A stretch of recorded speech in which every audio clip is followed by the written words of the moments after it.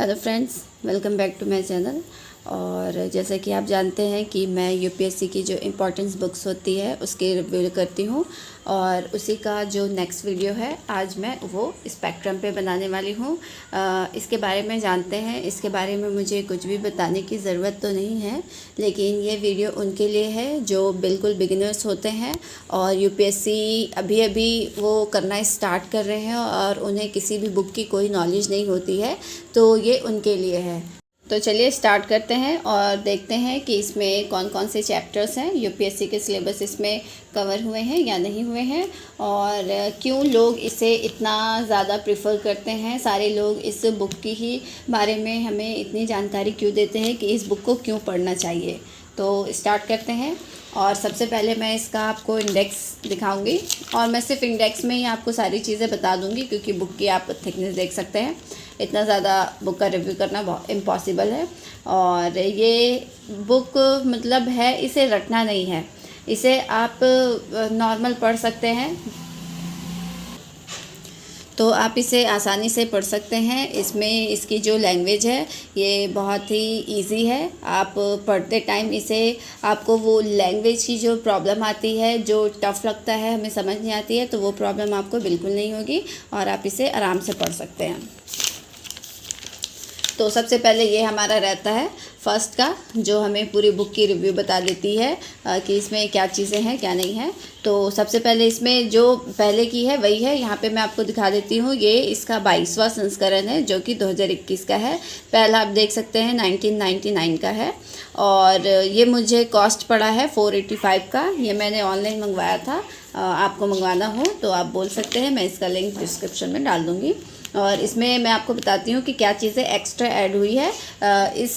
इतने time duration में इन्होंने यहाँ पे लिख रखा है कि ये इसमें एक्स्ट्रा जो जोड़े हैं, एक मिनट, हाँ, यहाँ पे एक नया अध्याय नेहरू के बाद भारत, इसमें एक्स्ट्रा जोड़ा गया है। जो इससे पहले की बुक होगी, जैसे 2020 की होगी, तो उसमें ये चीज़ें ऐड नहीं होगी। तो ये जैसे हर साल जो नई नई बुक आती है उसमें कुछ चीज़ें हमेशा ऐड होते रहती है, तो आप जो न्यू हो वो उसे ही प्रेफर करें। तो सबसे पहले दिखा देती हूँ, इन्होंने इसके इंडेक्स को इकाई में डिवाइड किया। जैसे यहाँ पे इकाई में है, ये देखिए, और इसमें सारा हमारा आधुनिक भारत का इतिहास जो है वो बहुत अच्छे से है। मैंने इसे एक बार पढ़ लिया है और ये पढ़ने में मुझे कम से कम 1 मंथ लग गए थे इसकी एक रीडिंग लगाने में, पर बहुत इजी लैंग्वेज है और जल्दी जल्दी आप इसे आराम से पढ़ सकते हैं। ये देखिए, इसका इंडेक्स यहाँ तक है, तो मैं इसके एक दो इंडेक्स बता देती हूँ। ये हमारा है सबसे पहले आधुनिक भारतीय इतिहास के स्रोत, फिर उसमें जो चीज़ें हैं उसी तरह से इसी तरह है। दूसरा है ये आधुनिक भारतीय इतिहास लेखन के प्रमुख उपागम, मतलब इकाई 1 इकाई 2 इस तरह से इसमें दिया है। और यहाँ से स्टार्ट है हमारा पहला आधुनिक भारतीय इतिहास के स्रोत, मतलब इन्होंने पूरा, मतलब आपका स्टार्टिंग कहाँ से हुआ है, हमने कौन से स्रोत से लिया है, ये सारी चीज़ें एकदम वहाँ से स्टार्ट किए हैं। इसलिए लोग इसे कहते हैं कि आप इसे लीजिए और इसे ही पढ़िए आधुनिक भारत के लिए। ये बहुत अच्छी बुक है और पढ़ने में भी बहुत अच्छी है। ज़्यादा बुक भी बहुत छोटी सी है, आप इसे कहीं भी कैरी कर सकते हैं, आराम से कहीं भी रख सकते हैं। ज़्यादा बड़ा बुक नहीं है। हाँ, इसकी थिकनेस थोड़ी ज़्यादा है। इसमें टोटल पेज 800 है, आपको इसके बारे में अच्छे से पता होगा। और जो बिगनर्स है, जो बिल्कुल स्टार्ट कर रहे होंगे, तो उनको ऐसा चाहिए रहता है कि वो पहले एक बार बुक की रिव्यू देख ले, तो मैं उसके लिए है। बाकी यूपीएससी या पीसीएस जो कर रहे हैं उन्हें तो इस बुक के बारे में अच्छे से पता होगा। मैं अब इसका लास्ट आपको दिखा देती हूँ। जैसे आपने ये बुक को 2-3 बार पढ़ लिया है और फिर इतनी मोटी बुक आपको बार बार पढ़ने में टाइम तो लगेगा, तो लेकिन इसका फिर उन्होंने परिशिष्ट करके यहाँ पे दिया है ताकि आप इसे कम टाइम में रिवाइज कर सकते हैं।